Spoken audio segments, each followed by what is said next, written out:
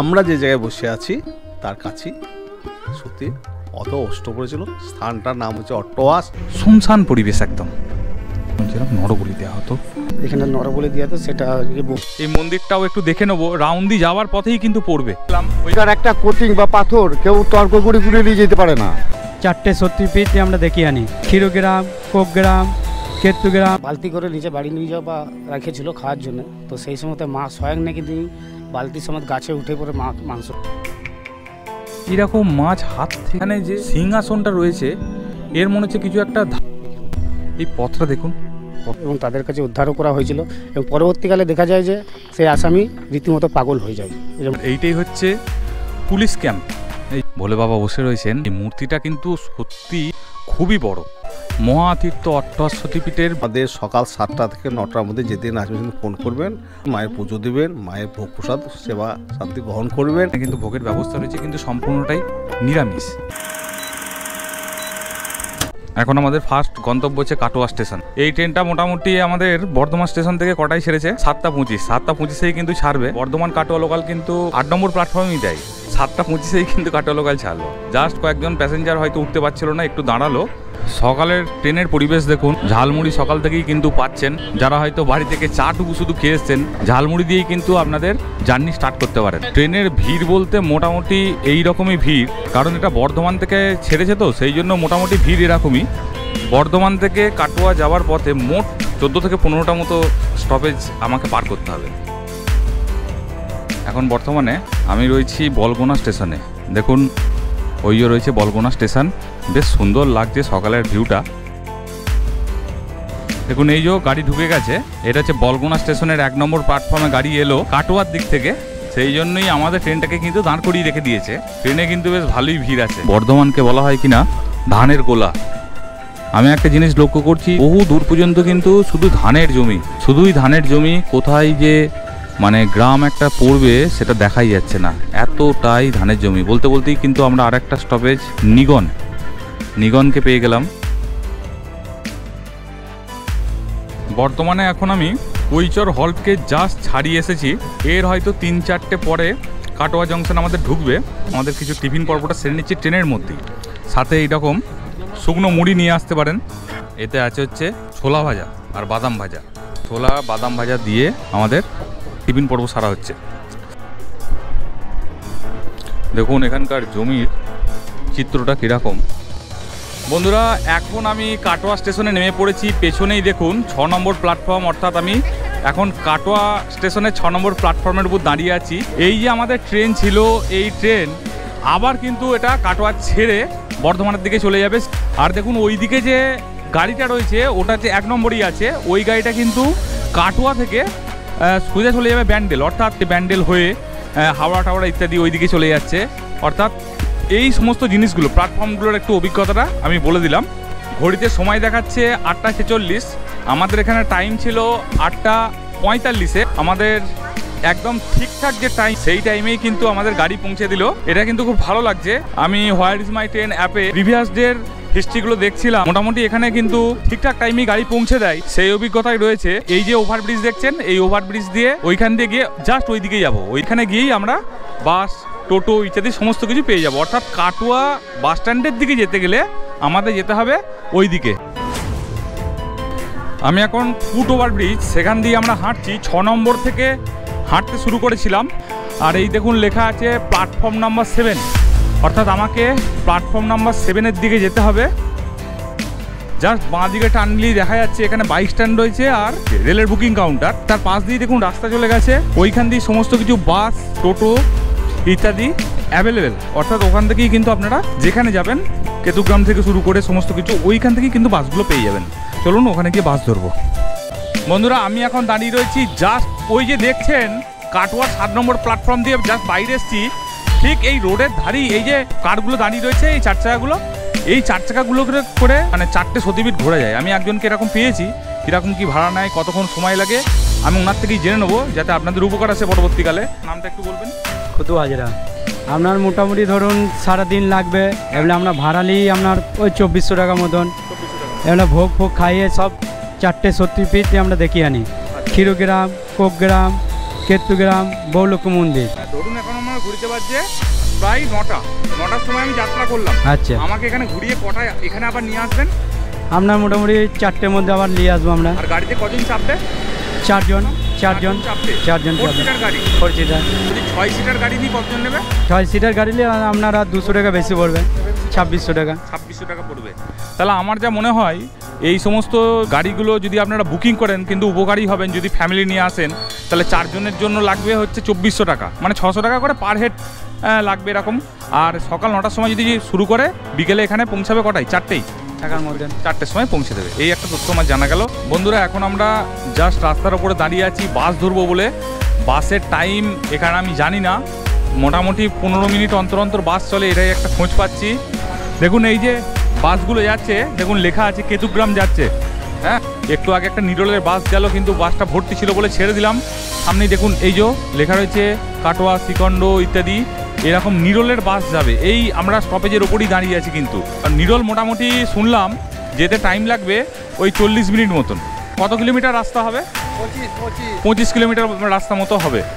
বাসের মধ্যে বর্তমানে উঠে পড়েছি। এই বাসটা নিরল পর্যন্ত যাচ্ছে। বাসের কন্ট্রাক্টর তো জোর করে হেঁকে বললো উঠেছি, কিন্তু কোনো জায়গা পাইনি। আপনারা যদি জায়গা পেতে চান হেঁটে কাটোয়া বাস স্ট্যান্ড, যেটা মেন বাস স্ট্যান্ড, ওইখানে গেলে ভালো হবে। তাহলে কি যখন বাসটা ছাড়বে সেই সময় যদি বাসে উঠে পড়তে পারেন প্রথমে কিন্তু জায়গা পেয়ে যাবেন। মানে আমি ভিড়ের পজিশানটা দেখাই, এই হচ্ছে এরকম ভিড়, বেশ ভালোই ভিড় রয়েছে। এখন 40 মিনিট লাগবে, এই হচ্ছে ব্যাপার। নিরল পর্যন্ত বাসের কত টাকা করে ভাড়া নিলেন? 20 টাকা। এই কাটোয়া বাস স্ট্যান্ড থেকে নিরল পর্যন্ত 20 টাকা। আচ্ছা, তার মানে 20 টাকা করে ভাড়া। তো বাসে যেমন ভিড় হয়েছে, তবে একটা কথা বলতে পারি, এদিকে কিন্তু রাস্তার কন্ডিশন কিন্তু খুবই ভালো। আমি দেখাই একটু বাইরের দিকটা, দেখুন ভিউটা। রাস্তা কিন্তু দুর্দান্ত, মসৃণ পিচ রাস্তা যাকে বলা হয় একদম।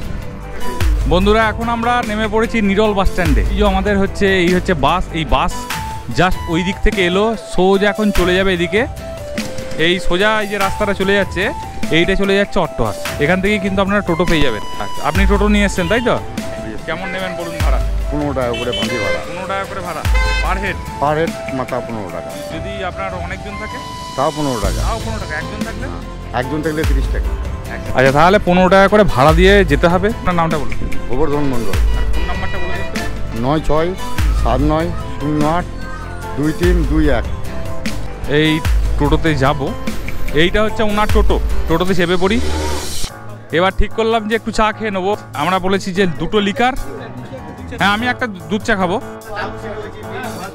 দেখছেন চা তৈরি হচ্ছে একদম সকাল সকাল। এই শীতের দিনে এইটা কিন্তু খুব ভালো লাগে। মানে বাইরে কোথাও বেরিয়ে কিছু খাওয়া হোক না হোক, চাটা কিন্তু চাই। দেখুন এটা চাষিবাসী এলাকা, এখানে চাষের কাজ চলছে। খামারে ধান উঠেছে, এই সময় যে চাষের সিজন, বেশ ভালো। একদম গ্রাম বাংলার মধ্যে একদম ঢুকে পড়েছি।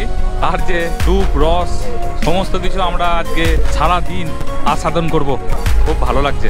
বলা যায় মিঠো পথ এখন পিচ রাস্তায় পরিণত হয়েছে। আগে এগুলো মাটির রাস্তা ছিল তো। দেখুন দেখুন প্রথমে আমাদের রাউন্ডি পড়বে, এই যে লেখা রয়েছে রাউন্ডি। বাহ, আচ্ছা এইটা কি আবার মন্দির গো? এটা কি মন্দির? আর এই হচ্ছে মন্দিরের গেট। কি সুন্দর, ওপরে দেখুন শিব দুর্গার মূর্তি রয়েছে, দুপাশে 2টো সিংহ রয়েছে। মন্দিরটাকে একদম নবনির্মিত রূপেই করে তোলা হয়েছে। সামনেই রয়েছে লোহার গেট। এই হচ্ছে আমরা রাউন্ডিতে আছি। এই মন্দিরটাও একটু দেখে নেবো। রাউন্ডি যাওয়ার পথেই কিন্তু পড়বে। কি সুন্দর এখানে বড় বড় মূর্তি করা রয়েছে। আমার সব থেকে ভালো লাগছে যে গ্রাম বাংলার এই পরিবেশ। হাড় কাট রয়েছে প্রথমেই আমি দেখতে পাচ্ছি, এই যে। আর এখানে দেখুন বাবা ভোলেনাথের একদম মূর্তি রয়েছে। কি সুন্দর মূর্তি করা রয়েছে। আর তার ওই দিকেই পঞ্চমুণ্ডী সম্ভবত আসন হবে। এখানে রামকৃষ্ণ এবং সারদা মায়ের মূর্তি রয়েছে, খুব সুন্দর। যজ্ঞবেদী রয়েছে। বাহ, কি সুন্দর মূর্তি। দুপাশে 2টো ষাঁড় গরু রয়েছে। এটার নামটা কি? রাউন্ডে রাউন্ডি। রাউন্ডি এটা কি মন্দির? এখানে পুকুরও রয়েছে। বাহ, জবা ফুল রয়েছে। এখানে রয়েছে কি সুন্দর বড় পুকুর, হাঁস চড়ছে। বাহ, খুব ভালো লাগলো। সমগ্র চারপাশটাকে যদি আমি একটু কভার করার চেষ্টা করি ঠিক এইভাবেই। চলুন, খুব ভালো জায়গাটা, একদম সবুজে মোড়া যাকে বলা হয়। কি সুন্দর পরিষ্কার পরিচ্ছন্ন করে রাখা রয়েছে, গোলা দিয়েছে। তো গেটটা লাগিয়ে দাও। আবার চললাম রাউন্দির পথে, এরপরে আসবে দক্ষিণডিহি। সাইকেলটা রাস্তার মাঝে পড়ে আছে দেখুন। এই যে মন্দিরটা আমরা দেখলাম ওটা হচ্ছে কণ্ঠেশ্বরী, রাউন্দির কণ্ঠেশ্বরী মন্দির। ওখানকার সম্বন্ধে আমাদের টোটোওয়ালা কি বলছেন শুনুন, মানে আমি অবাক হয়ে গেলাম। ওইটার একটা কোচিং বা পাথর কেউ তর্ক করে নিয়ে যেতে পারে না। রাত্রে তার পর্যন্ত ঘুম তো হবে না, যতক্ষণ না দিকে তার ঘুম হবে না। মানে অনেক জানেন তো এই সমস্ত মন্দিরগুলোকে ঘিরে লোক কথা, বিশ্বাস, হ্যাঁ অনেক কিছু এর সঙ্গে জড়িত রয়েছে। প্রচুর মন্দির দেখতে পাচ্ছি। দেখুন আবার একটা দুর্গা মাতা মন্দির পেরিয়ে যাচ্ছি। মানে একটা গ্রামের যা বিশেষত্ব হয়। এই গ্রামটার নাম কি দাদা? নিরোল। দেখে মনে হচ্ছে বেশ প্রাচীন গ্রাম নাকি? এখানকার যে লোকাল লোকজন কত ভালো, খুব অল্প সময়ের সাক্ষাতেই কতটা আন্তরিক হয়ে গেল। যাবার সময় হাত তুলে বলছেন দাদা আসছি, কত ভালো লাগে। টোটো আমাদের কিন্তু একটু একটু করে এগিয়ে চলেছে। ওই দূরে যে গাছপালা ঘেরা জায়গাটা দেখা যাচ্ছে ওটাই হলো অষ্টহাগ। ওইখানে আমরা কিন্তু প্রায় পৌঁছে গেছি। এদিকের পরিবেশটা দেখুন কত সুন্দর লাগছে। বাহ, তাল গাছ, মানে একদম পরিপূর্ণ একটা গ্রাম যাকে বলা হয়। ঈশানী নদী, এই যে এই নদী বয়ে গেছে। এখন জল নেই, এদিকটা দেখালাম, এদিকটাই জল আছে। আর দেখুন এই যে চলে এসেছি আমরা অট্টহাস সতীপীঠে, চলে এসেছি অট্টহাসে। আর পেছনেই দেখুন বিশাল একদম শিবশম্ভুর মূর্তি রয়েছে, ভোলে বাবা বসে রয়েছেন। এই মূর্তিটা কিন্তু সত্যি খুবই বড়। এই ভোলে বাবার মূর্তি, এত বড় মূর্তি, আমি অবাক হচ্ছি এই রকম একটা গ্রামে এসে এই রকম ধরনের এত সুন্দর একটা মন্দিরের দেখা পাবো, বা এরকম একটা সুন্দর মন্দির অবস্থান করছে এখানে। সত্যি আমাকে অবাক করেছে, বিশেষত এই বিশাল মূর্তি। অবশ্যই আমি ভেতরের দিকে যাব। তার আগে এখানে যেটা ফুটিয়ে তোলা হয়েছে সতীর যে মৃতদেহ, সেই সতীর দেহকে নিয়ে শিব যখন প্রলয় নৃত্য করতে যাচ্ছেন সেই মূর্তিটার দৃশ্যটাকেই তুলে ধরা হয়েছে এখানে। দেখুন এখানে বাঘের উপর বসে রয়েছেন। হ্যাঁ, বাহ, খুব সুন্দর। বলা আছে বিনামূল্যেই রাখা হবে, গাড়ির পার্কিংয়ের ব্যবস্থা রয়েছে এখানে, টোটো অ্যাভেলেবেল রয়েছে। আর পাশেই রয়েছে হচ্ছে ঈশানী নদী। এখানে পার্কিং স্পটের পাশাপাশি মেইন যে জায়গায় আমরা যাব, এই যে মহাতীর্থ অট্টহাস সতীপীঠ। এবার এখানে শ্রী শ্রী অট্টহাস মাতা জয়তু বলে কি লেখা রয়েছে আমি একটু বলে দিই। বিভিন্ন পুরাণ ও তন্ত্র শাস্ত্রাদিতে বন্দিত সতীপীঠগুলির অন্যতম হলো মহাতীর্থ অট্টহাস সতীপীঠ। আপনারা যদি বাসে আসতে চান, অট্টহাস থেকে ছাড়বে, বাসের টাইমগুলো দেখে নিন। 4:10 ছাড়বে সকাল, তারপর আছে 9:10, আর আছে 3টের সময়। কাটোয়া থেকে যে বাসগুলো ছাড়বে ওখানে সকাল 7:30টার সময়, সকাল 11:30টার সময়, আর সন্ধ্যা 6:10। যাই হোক, এবার আমরা মূল মন্দিরের দিকে প্রবেশ করছি। একটুখানি গেটটা খোলা আছে, ওইটা হচ্ছে মেন জায়গা। দূরে লেখা রয়েছে অতিথি নিবাস, ওখানে পুলিশ ক্যাম্পও আছে। আমার নাম দীপঙ্কর ভট্টাচার্য। এইখানকার হচ্ছে আমি কনস্টেবল, সিনিয়র কনস্টেবল। আচ্ছা, আমরা 3জন এখানে থাকি, সবসময় অল টাইম ডিউটি করি। আচ্ছা, নাইটে বেশি ডিউটি করতে হয়। মানে থানার তরফ থেকে ক্যাম্প আছে। মায়ের মন্দিরে অনেক কিছু গয়নাপাতি আছে, সোনাদানা আছে, যার জন্য এখানে গার্ড দেওয়া হয়েছে।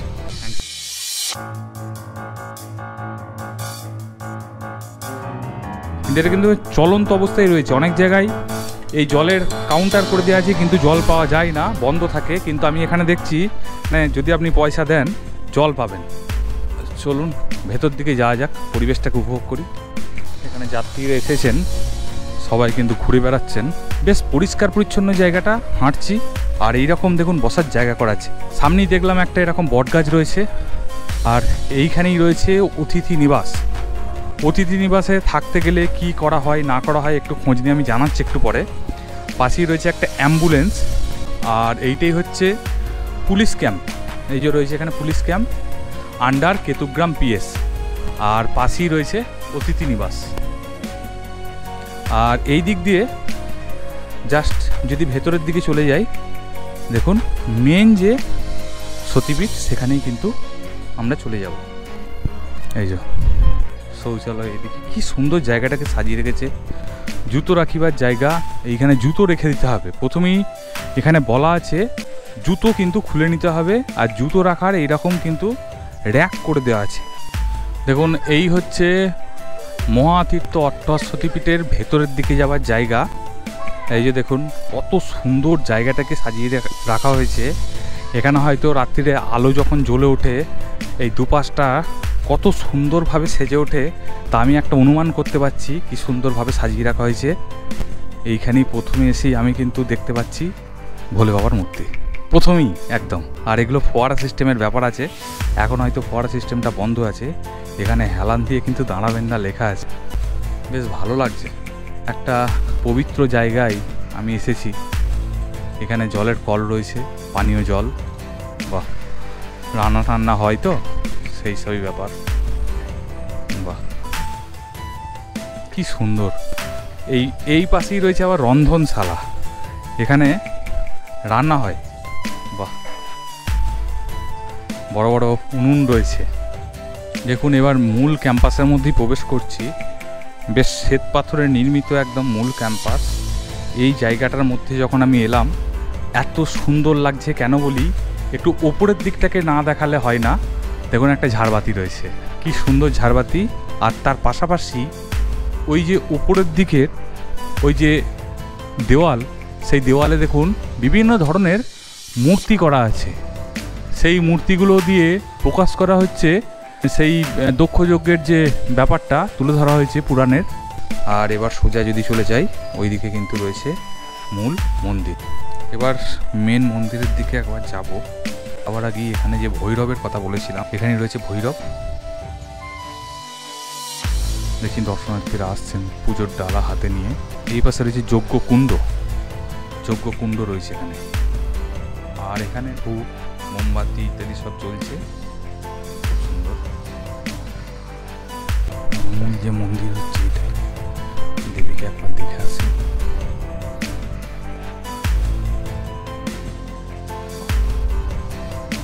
মন্দিরে কিন্তু পুজো দেওয়ারও ব্যবস্থা রয়েছে। এই দাদারা এসেছেন, নদিয়া থেকে এসছে, দুয়ার 9টা থেকে বাড়ি থেকে ভাড়াইছি, আসলাম, পৌঁছালাম। মন্দিরের সামনে বাইরে বিক্রি হচ্ছে, একটা দোকান থেকে নিলাম। এই যা কিছু দিয়েছে বলতে কলা আছে অনেকগুলো, কলা বাতাসা ভোগ সমস্ত কিছুই আছে, বা ফুলটা বাড়ি থেকে নিয়ে এসছেন। আমরা এসেছি বর্তমানে অট্টহাস মন্দিরে। বলা যায় মন্দির নয়, এটা একেবারে সতীপীঠ। এখানে মায়ের অধর পড়েছিল জানেন। এখানে এসে মূল একজনকে পেলাম, কর্ণধারকেই। তার সঙ্গে আমরা কিছু কথা বলে নেব। শুধু আমি উপকৃত হব না, যারা এই ভিডিও দেখবেন পরবর্তীকালে তারাও কিন্তু অনেক কিছু তথ্য জানতে পারবেন। এই জায়গায় সমৃদ্ধি কামনা করি এই ভিডিও শুরু করছি। খুব সংক্ষিপ্ত একটা ইন্টারভিউ মহারাজের। প্রথমেই নাম জেনে নেব, এখানকার যোগাযোগ, এখানে আপনারা যদি থাকতে চান কিভাবে থাকবেন, খাওয়ার কি ব্যবস্থা আছে, মন্দিরে কিভাবে পুজো দেওয়া হয়, এবং এই চারপাশে আরও কী কী জানার আছে, খুব সংক্ষেপে আমি মহারাজের কাছে জিজ্ঞাসা করে নেব। আমি এখানকার সেবক রামজি মহারাজ। আর এটা তো সবাই জানে যে দেবী সতী দেহত্যাগ করেছিলেন। দেহত্যাগ খবর শিবের কানে গিয়ে পৌঁছায়। শিব তারপর সতীর দেহটা কাঁধে নিয়ে তাণ্ডব নৃত্য করে ত্রিভুবন জুড়ে, যার ফলস্বরূপ একটা ত্রিভুবনের লয় প্রলয়ের একটা ব্যাপার হয়ে গিয়েছিল।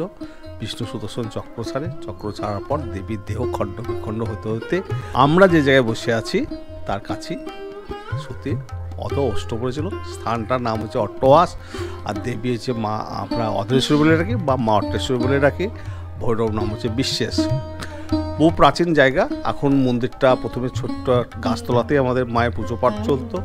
আর পুরনো একটা আমাদের মূর্তি পাওয়া গেছে প্রায় 1500 বছরের আগেকার, চামুন্ডা, দন্ত চামুন্ডা মূর্তি বলে। তারপর আমাদের এখানে জঙ্গল আবিষ্ট, হ্যাঁ, মানে এত ঘন জঙ্গল, রৌদ্র ঢুকতো না, এখন রৌদ্র ঢুকছে। আর আমাদের মন্দির কলবর আস্তে আস্তে বৃদ্ধি পাচ্ছে। যেমন প্রথমে ছোট্ট গর্ভগৃহ, তারপর একটা মন্দির হয়েছে। তার মন্দিরের উপর আমাদের একটা বৃহৎ আকারে একটা মন্দিরের একটা সংকল্প নিয়ে আছে মহামায়ের ইচ্ছাতেই। আশা করি মহামায়ের ইচ্ছায় ভক্তদের দানে সেই মন্দির ঠিক নির্মিত হয়ে যাবে। আর আমাদের ঈশান কোণে পঞ্চমুণ্ডী আসন আছে। আর আমাদের রটন্দি কালী মন্দির আছে, যেখানে আমাদের মাঘ কৃষ্ণা চতুর্দশী মাঘ মাসে আমাদের রটন্দি কালী পুজো হয়। আর মায়ের কুণ্ড আছে, সেখানে আমাদের ভক্তদের বিনোদনের জন্য কেউ যদি সঙ্গে করে খাবার বিস্কুট নিয়ে আসে, মাছ হাতে হাতে সে খাবারটা খায়। আর 12 মাসে 13 পর্ব লেগে আছে। আমরা যেখানে বসে আছি আমি, তার সম্মুখেই আমাদের প্রতি অবস্থায় একটা হোম যজ্ঞ হয় বিশ্ব শান্তির উদ্দেশ্যে। কারণ ব্যক্তিগত হোম আমরা করি না। দুর্গাপূজার সময় মহাসপ্তমী দুর্গা মন্দিরে যেমন ঘট ভরা হয়, 4 দিন ধরে নিয়ম মাপে পুজো হয়। কিন্তু আড়ম্বরটা আমরা সেই সময় করতে পারি না, লোকবলের অভাব, জনবলের অভাব। আর আমরা যে আড়ম্বরটা করি সেটা দোল পূর্ণিমা 4 দিন ধরে আমাদের আড়ম্বর হয়। আর 12 মাসের 13 পূজার মধ্যে জন্মাষ্টমী, তারপরে যে বিপত্তারিণী, দীপাবলি, হ্যাঁ নানা উৎসব লেগে আছে। আর অনবরত শীতকালে যাত্রী আসা যাওয়া করে। যারা এসেছে তাদেরকেও আমার শুভেচ্ছা, যারা আসেনি তাদেরকেও আমার মহামায়ের কাছে মঙ্গল প্রার্থনা করছি। সকলে সুস্থ সুন্দর থাকুক এই বিশ্বে, আর বিশ্ব আনন্দময় হয়ে উঠুক, এই মহামায়ের কাছে আমার প্রার্থনা থাকে। এখানকার যে একটা ইতিহাস সংক্ষেপে কিন্তু আমরা জেনে নিলাম। এবার যারা আসবেন তারা কি এখানে যদি থাকতে চান কিভাবে থাকবেন, কোথায় থাকবেন, বা খাওয়া দাওয়ার কি ব্যবস্থা রয়েছে, মানে ভোগ সেবা যদি নিতে চান সেই ব্যাপারে একটু জেনে নেব। আমরা একটা ফোনের নাম্বার বলে দিচ্ছি, 9635469904। এই নাম্বারে আপনি আমাদের সাথে, সকল ভক্ত আমাদের সাথে যোগাযোগ করবেন। এখানে আমাদের সকাল 7টা থেকে 9টার মধ্যে যেদিন আসবেন ফোন করবেন, 12টার মধ্যে পৌঁছে যাবেন, মায়ের পুজো দেবেন, মায়ের ভোগ প্রসাদ সেবা শান্তি গ্রহণ করবেন। আর আমাদের একটু থাকার ব্যবস্থা আছে, কিন্তু যেদিন আসবেন তার আগের দিন ফোন করবেন, আমরা ঘরটাকে একটু পরিষ্কার পরিচ্ছন্ন করে রেখে দেবো। আর আমরা ভক্তদের থাকার ব্যবস্থা এখানে করা হবে। হ্যাঁ, চার্জ আমরা একটা মোটামুটি নিই, হ্যাঁ 500 টাকা করে নিই। যদি কোনো ভক্ত এসে আবদার করলো যে আমাদের পক্ষে সম্ভব নয় বা আমরা একটু দুস্থ, তাদেরকে জন্য আমরা একটু কনসিডার করি। সবাই আসবে। ভোগ সেবার জন্য আমরা 50 টাকা করে নিই, নিরামিষ কিন্তু। হ্যাঁ, রান্না আমাদের এখানে আমিষের কোনো চলন নাই। মহারাজকে অসংখ্য ধন্যবাদ। উনি তার সংক্ষিপ্ত একটা ইন্টারভিউয়ের মাধ্যমে অনেক কিছু তথ্য তুলে ধরলেন, যেগুলো আমরা এই যে অল্প সময়ের মধ্যে এই জায়গাটাকে পুরো ঘুরে কভার আপ করতে পারি না, এত কিছু তথ্য একসাথে দিতে পারি না। তার জন্য এখানে কিন্তু এরকম বইও রয়েছে, আমি বই একটা নেবো এখানকার, যাতে অনেক কিছু জিনিস বা প্রাচীন ইতিহাস আমার খুব ভালো লাগে, সেগুলোকে যাতে তুলে ধরতে পারি, নিজেকে যাতে সমৃদ্ধ করতে পারি। শুধু তাই নয়, আপনারা যারা এই চ্যানেলের সাথে আছেন, যারা ভিডিও দেখেন নিয়মিত, তারাও যাতে উপকৃত হন, সমৃদ্ধ হন, সেই কামনা করে এখন যে জায়গাটায় এসছি এখানে একটা বড় গোল একদম বৃত্তাকার একটা পুকুর আছে। সেই পুকুরে কিন্তু অসংখ্য মাছ আছে। সেই মাছগুলোকে যদি আপনারা সাথে বিস্কুট নিয়ে আসেন তাহলে কিন্তু যদি দেন তাহলে কিন্তু খায়। যেমন এই বিস্কুটটা ধরে উনি দাঁড়িয়ে আছেন,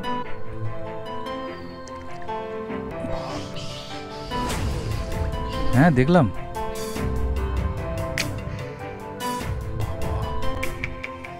এরকম মাছ হাত থেকে খেয়ে। কত মাছ এখানে আছে এবং মানে সাইজ মাছের প্রচুর বড়।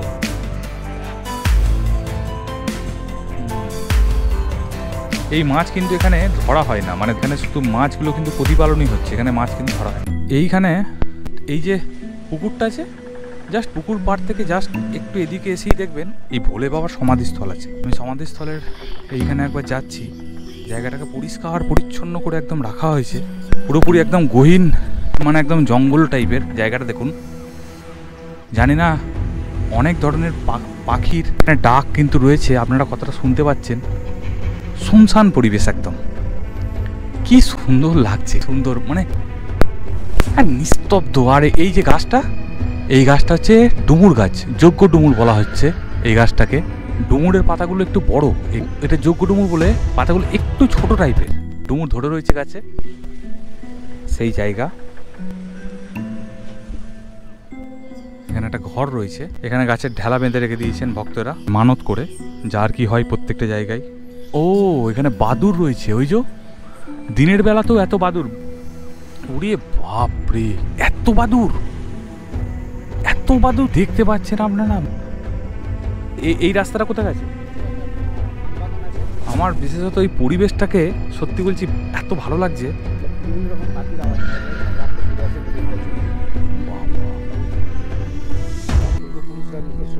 এখানে নরবলি দেওয়া হতো, এই রটন্তকালী এখানে নরবলি দেওয়া হতো, সেটা বহুত দিন আগে বন্ধ হয়ে গেছে। এখানে পুজো হয়, নিত্য পুজো প্রতিদিনই হয় এবং প্রতি অমাবস্যাতেও পুজো দেওয়া হয়। আর এই যে এখানে আছে পঞ্চমুণ্ডির আসন, কি সুন্দর এই পথটা দেখুন, কত সুন্দর। কি আমি বেশি কথা বলতে চাইছি না, এইরকম জায়গায় এসে কাঠবিড়ালিগুলো কাছ দিয়ে ঘুরে ঘুরে বেড়াচ্ছে, কাঠবিড়ালিগুলো এই কাছে একদম চলে আসছে, মানে ক্যামেরায় অতটা আমি দেখাতে পারবো না এই জিনিসগুলো।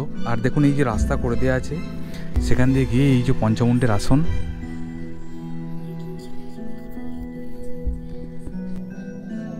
চারপাশটা দেখুন কত একদম নিস্তব্ধ, একদম ঘন জঙ্গল।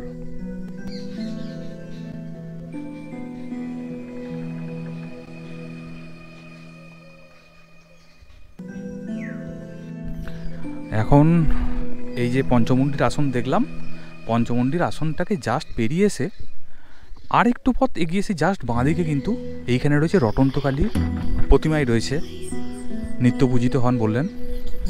একটু আগে শুনছিলাম নরবলি দেওয়া হতো, এখন আর সেই সবের সিস্টেম নাই।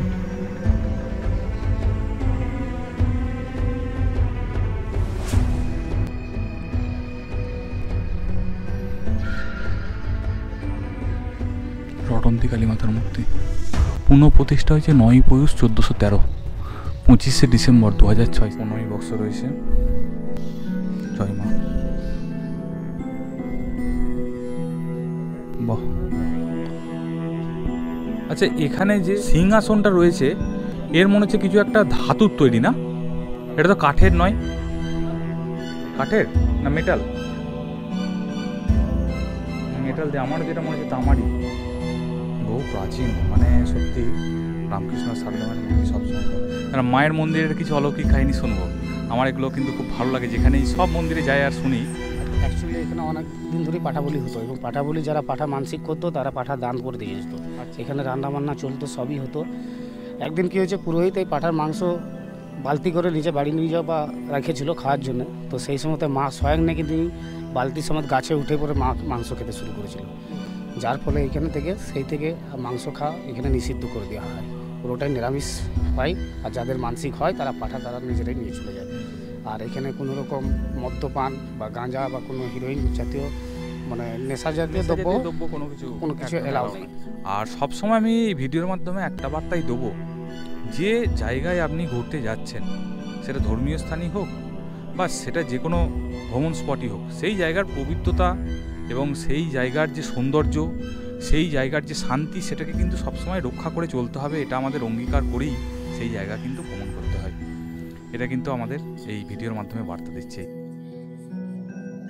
আরও একটা ঘটনা শুনলাম, এই মন্দিরে কিন্তু চুরি হয়েছিল, যার জন্য এখানে পুলিশ প্রশাসনের প্রোটেকশন দেওয়ার ব্যবস্থা রয়েছে। কিন্তু তারপরের ঘটনাটা শুনলে সত্যি গা শিহরিত হয়ে ওঠে। শুনুন একবার। এইখানে বিগত বহুত দিন আগে একবার চুরি হয়েছিল। তো চুরি হয়ে যাওয়ার পর এখানে 3 জন আসামি চুরি করেছিল, সেই আসামিকে ধরাও হয়েছিল এবং তাদের কাছে উদ্ধারও করা হয়েছিল। এবং পরবর্তীকালে দেখা যায় যে সেই আসামি রীতিমতো পাগল হয়ে যায় এই যে মায়ের গয়না চুরি করার পর। তারপর থেকে এখান থেকে পুলিশ প্রোটেকশন বাড়ানো হয়, যার জন্য আমি একজন পুলিশ প্রশাসনের লোক, আমি এখানে গার্ড থাকি 24 ঘন্টার জন্য। মানে বুঝতে পারছেন মায়ের লীলা বা মায়ের শক্তি কত সত্যি।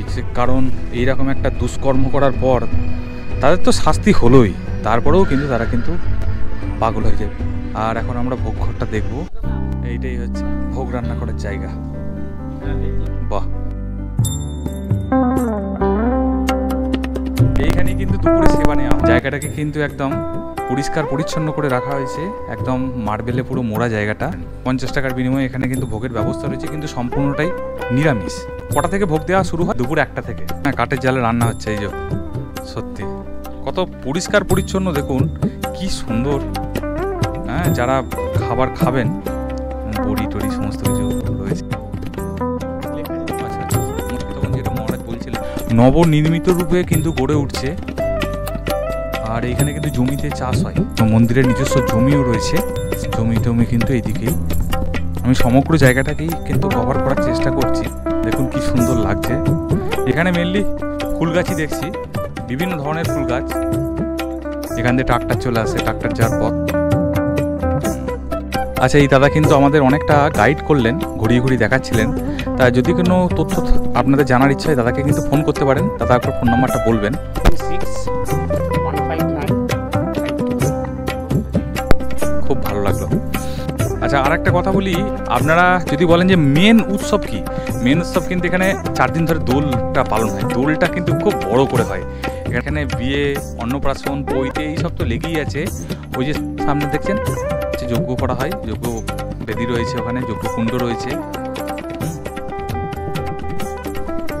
এখন পুজো হচ্ছে মায়ের।